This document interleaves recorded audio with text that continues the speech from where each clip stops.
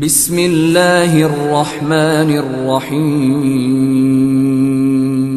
قرآن خوانی ہو رہی ہے اور یہ 10واں ہو رہا ہے اور یہ 40واں ہو رہا ہے اور یہ برسی ہو رہی ہے، ان کا کوئی ثبوت نہیں ہے کتاب و سنت کے اندر، یہ بدعت ہوگی۔ تو اسی طریقے سے بدعات ہیں، البتہ یہ ہے اب اسی طریقے سے ہمارے ہاں ایک نئی رسم چلی ہے، تو آپ یوم پیدائش منا رہے ہیں، سالگرہ کر رہے ہیں، یہ مغرب سے آئی ہوئی ہماری رسمیں ہیں، یہ کوئی صحابہ کرام سے حضور سے تو ثابت نہیں۔ تو ان چیزوں کے اندر بچنا چاہیے ان سے۔ البتہ یہ ہے کہ ایک ہے کہ جو سائنس کی ڈیولپمنٹ سے، اب کوئی کہتے ہیں صاحب پھر آپ ریل گاڑی میں سفر کیوں کرتے ہیں، وہ تو صحابہ کے اور حضور کے، یہ سائنس کی ترقی سے جو چیزیں آئی ہیں یہ بالکل دوسری چیزیں ہیں، ان میں ثواب کا معاملہ نہیں ہے، یہ تو آپ کی ایک ضرورت ہے جو پوری ہو رہی ہے۔ وہ آپ ہوائی جہاز میں سفر کریں، ٹرین میں سفر کریں، کار میں سفر کریں، یہ جدید ترقیات ہیں، ان سے فائدہ اٹھانا ہے اور ان کو استعمال کرنا ہے، تو یہ اور بات ہے۔ لیکن دین میں کوئی نئی چیز جو حضور اور صحابہ سے ثابت نہ ہو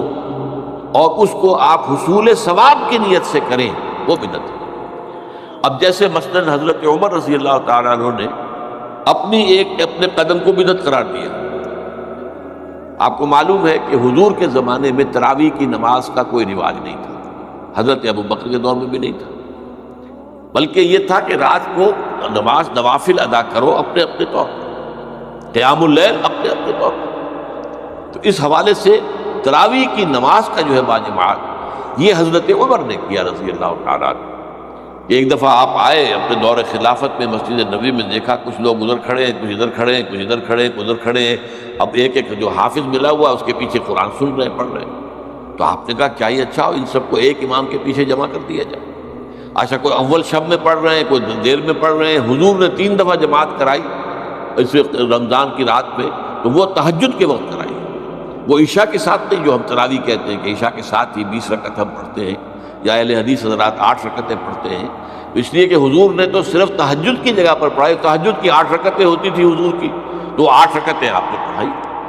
لیکن یہ ہے کہ پھر حضرت عمر نے یہ فیصلہ کیا کہ اس طرح کر دیا جائے، اور اس کے بعد یہ ہوا کہ ایک امام ہے، سب لوگ سن رہے ہیں۔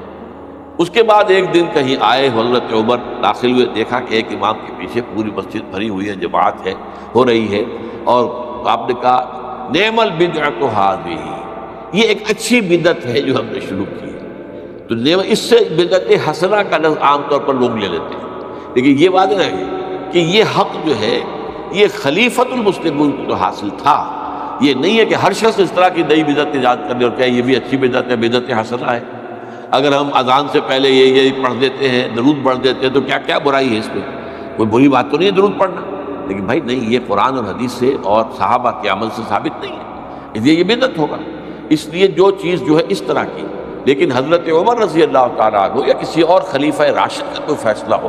اور وہ گویا کہ پرانے طریقے میں کسی چیز کا اضافہ ہو رہا ہو، تو وہ ایک علیحدہ بات ہے۔ لیکن ان کے بعد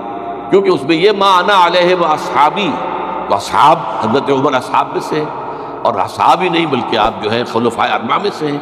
خلیفہ ثانی ہیں، تو اس پہلو سے ان کی بات علیحدہ ہوگی، لیکن کسی اور کو